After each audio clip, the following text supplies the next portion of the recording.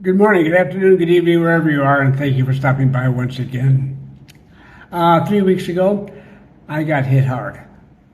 I was sitting here in front of the computer, and I felt this really strange sensation. And then I realized, no, I know what this is. It's flu, and I got it. First time in maybe 50 years. And I hate flu.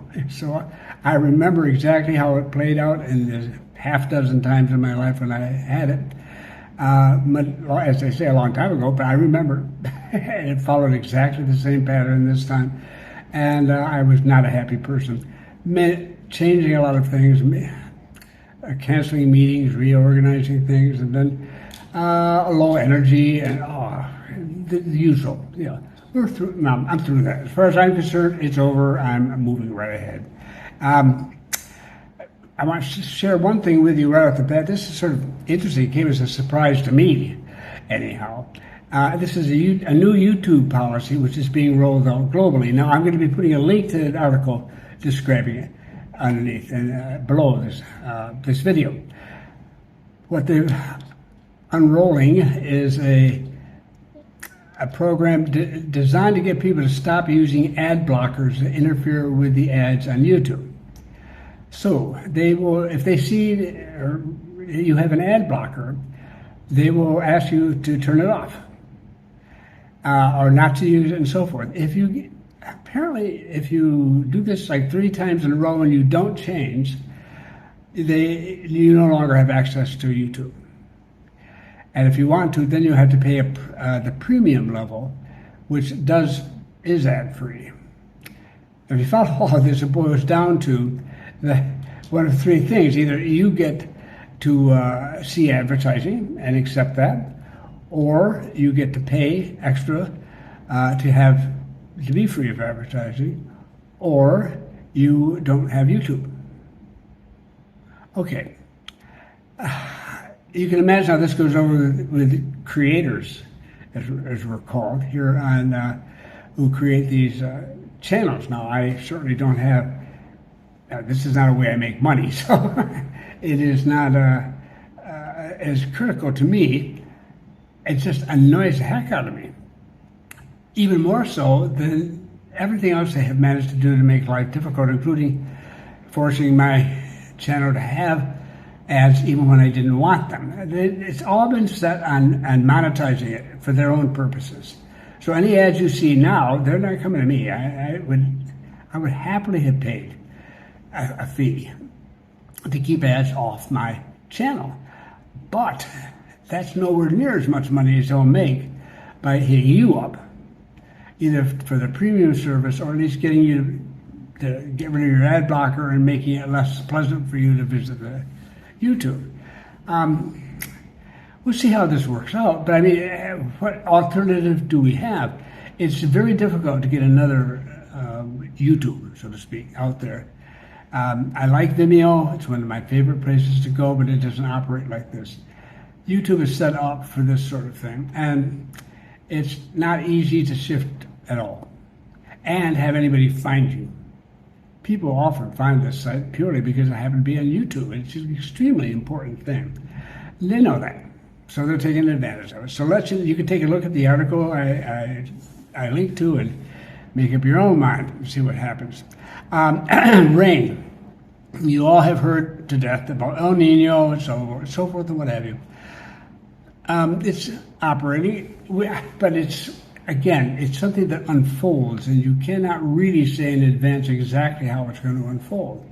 For example, very recently I'm reading the Wall Street Journal, and there's an article up there on what a terrible tragedy El Nino is for Panama. It could be terrible, it could reduce our ships going through the canal, which is true. We know that. We wouldn't call it a disaster exactly, but it would reduce income for sure. And I'm reading this and thinking, well, this is cheerful.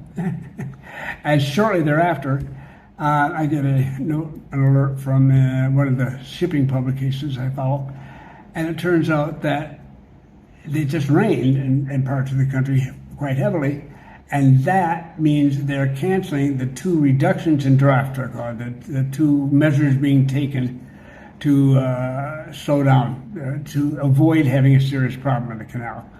both of which are very unpleasant actions to have to take, both of which are now canceled, and they're through at least the beginning of August. So here on one hand, we're just about out of it, and then suddenly over here, we're really back into the game now. What I'm saying to you is that we're a relatively small country. I keep mentioning this. We are a mountain range between two huge oceans. Our weather has always been interesting, and it's different in different parts of the country. One of these aspects here that makes it very difficult sometimes is that when it rains, it can rain right here. I can go on my balcony, I can see the rain coming down, of course. But if it's not raining here, but I hear the thunder, I go out and I can see the rain moving across the bay. I can see the rain moving another part of the city. You can drive on the road and bright sky and sun's up and everything else, and suddenly, boom, it's raining. So where the rain falls is as critical as having the rain. And thankfully, it's been falling in the right places here, at least to some extent recently. And we'll see how that holds up. I'll hope for the best. We're not throwing ourselves off a cliff. And it's not the first El Nino that we have seen, and it won't be the last. But they are doing is getting more serious each time. And if this follows that path, and it looks like it has a good chance of doing that, it's not going to be any fun at all. We'll make it, but we're not going to like it. I can assure you. We'll see. That will come. A good thing for you is that when you get here, you still bring the small umbrella that you can carry with you, but don't worry quite as much about it. Yes, the Syrian migrants, we discussed them and so forth. I've been told there was some big project and so on. I haven't seen any change in the numbers. Last month was pretty much a repeat of the month before. It's overwhelmingly, Venezuelans, 70% or so. But I do have an article in Costa Rica, and apparently this cooperative effort supposedly happening between Colombia, Panama, Costa Rica, and the United States is leading to a camp being set up in Costa Rica, and specifically for these folks. I assume it's because right across the border is Nicaragua, and Nicaragua is always, a difficult country. Well, not always. It certainly has been for some time. Right now it is. So in any event, we'll see. We need action at both ends, so to speak, so that both Costa Rica and Panama need action at the Colombian end, and that's the critical part. That's the tough one, and I'm, again, not sure how that's going to happen, but meantime, it's not giving us nightmares here, and we're not having a problem with it yet, but it's highly annoying. Lots of annoyances these days. Okie doke. But there's an article down there. You can read that if you want to. Yeah, I don't really care that much. I follow what's there, but I'm not losing sleep over it. But some people do, so feel free. And then Colombians. Okay, I have written about Colombians. The number of them coming and getting residence visas is way up. Since last year, 2022, it rose well over the average for the prior dozen years, since 2010. And now it's going up this year for an even greater amount. So, and it stayed last month, it was up in that same area. We have a very good chance, if it maintains its current rate, that at the end of this month, which comes in just a matter of days, and we'll get the report in maybe 10 days, a week, 2 weeks from now, something like that, when the report comes out, we may find that we've had more residency visas awarded to Colombians in 6 months than we have in any prior year since 2010, and including 2010. Those are 12-month years, And this is 6 months. Yeah, we're already there. The exception will be 2022 because it was already growing then. We'll have to go a little bit further. Maybe it would take us to August or September to surpass 2022. It's happening. The numbers are there, and what you want is some indication that it's Colombians. And it's very hard to get. How do you do that? Well, as it turns out, you read Bloomberg. And Bloomberg had an article not so long ago well, near the end of April, actually, on money in Latin America, how it's pouring out of Latin American countries for safety's sake, looking for security, looking for a safe haven. And it's not pouring out of Panama, but some of it's coming into Panama. It would be normal. But there's a lot of it moving, and it's moving from certain countries in certain directions and so forth. One outfit that is a real estate outfit that's very well known for dealing with the higher level purchasers, high income people, and so on. It's called Colliers. It's originally out of Australia. It's about a $4 billion valuation to it. Big firm, real estate, so on. Samuel Urrutia is the man in charge for their Central America, the Caribbean, the Andean countries, which typically means, at least minimally, it will mean Colombia, Ecuador, Peru, and Bolivia. Venezuela, Argentina, and Chile could be added onto their Andean countries as well. I don't know whether they do there or not. But the point is, it's a good chunk of South America as well as Central America and the Caribbean, and he obviously is very much aware of what's going on in Mexico. So what did he have to say? Well, he has two examples to indicate what he's talking about and their significance. And the first one is Mexicans who are sending hundreds of millions of dollars into buying things, basically in investment in Spain, particularly Madrid. And I guess real estate, for their perspective, it's predominantly real estate. A lot of money going into it. But here's his second one. I just read it to you. It's very brief. It just popped up. It says, Colombians have bought as many as 500 Panamanian properties in the past few months alone. Ooh. Now, this is late April. That's about 2 months ago. That would have meant through the first quarter of this year and into late last year, because these things can take time sometimes to come to a complete conclusion. But anyhow, that's pretty good. That's extremely good. People say, well, what's the big deal with 500? Well, the 500, if it's coming in at the high levels, that helps Maurice and I understand why it is that when we had a high-income client and we were looking for a high-level property, Maurice would find like a dozen or 10 or something like that, and the client would take a look at it and say, I'd like this one, this one, this one, and so on. And then he'd call back to set up appointments, and they'd be gone. This happened more than once, and he was really surprised. He didn't expect things to disappear. Now, we didn't deal with any Colombians in this particular instance as buyers, sellers. But who knows? We would, if they'd been buyers, we're not going to see them anyhow.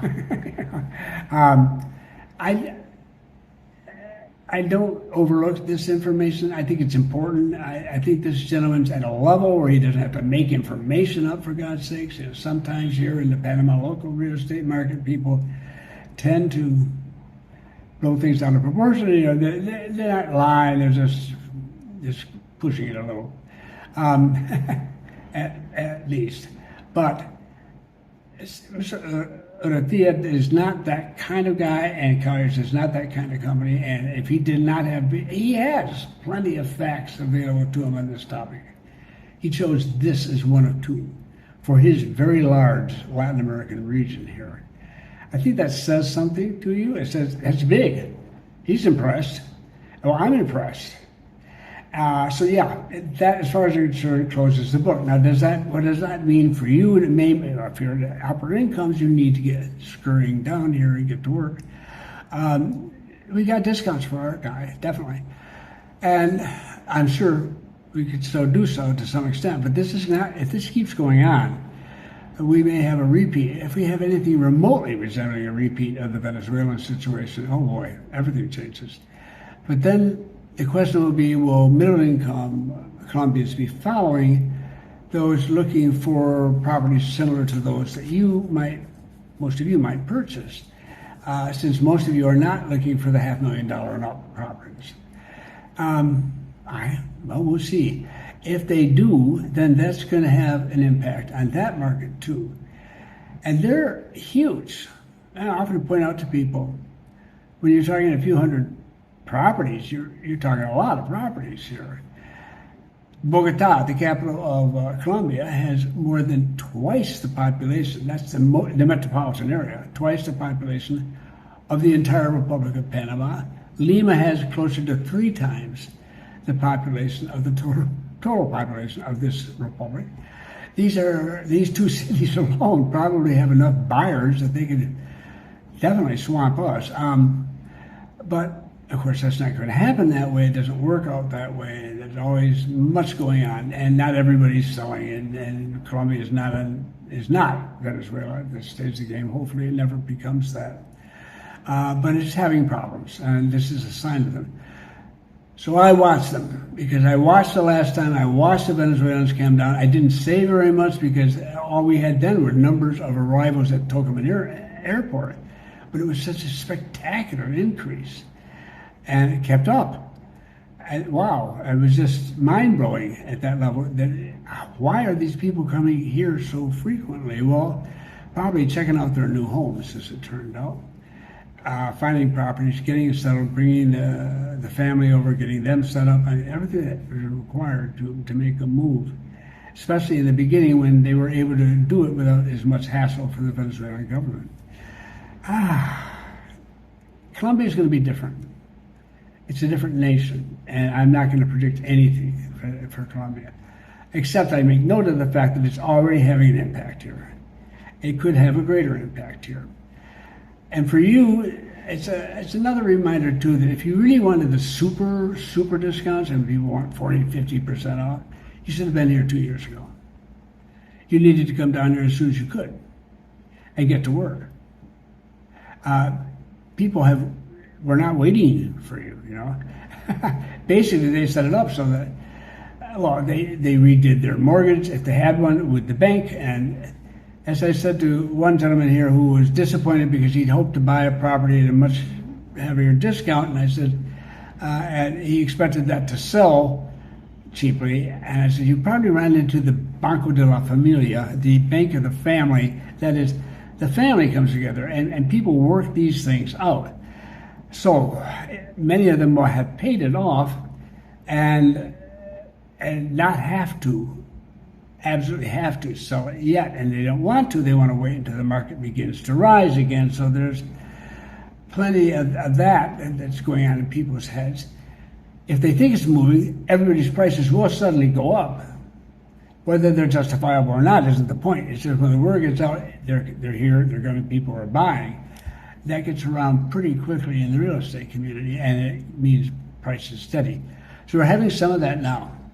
But we still have a lot of good deals, particularly in the metro area and some portions of the outside and the countryside as well.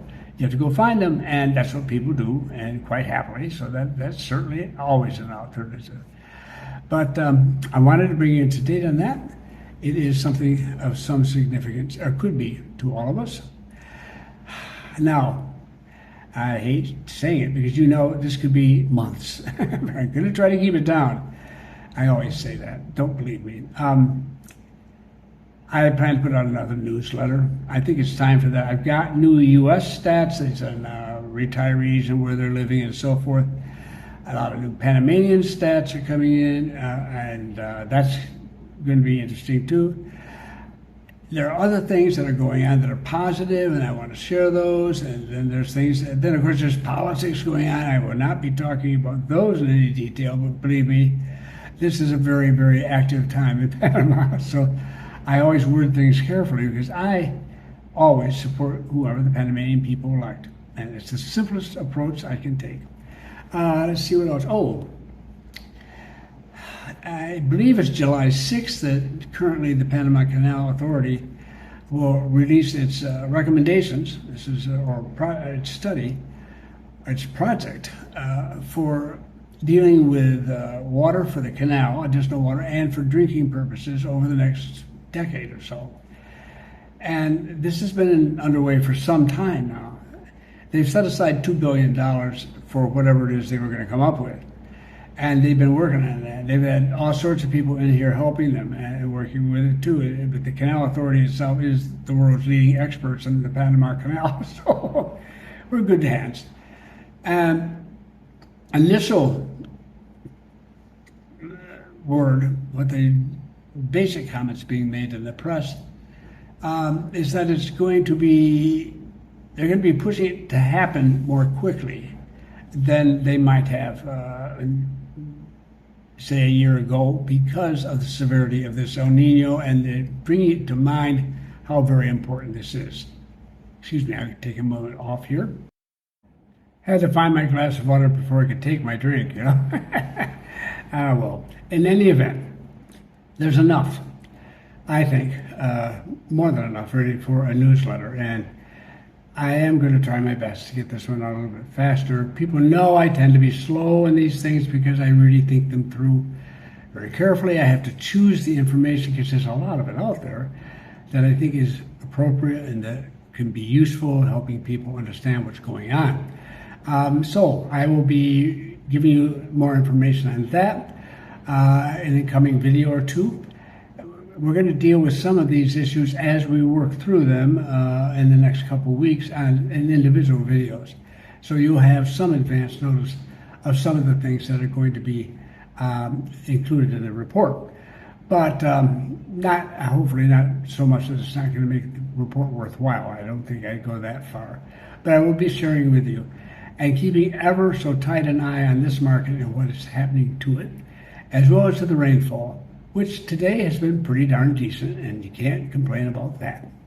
Thank you for stopping by again. Oh, yes, I always forget. Feel free to subscribe if the spirit moves you, or to like it, or whatever your heart desires.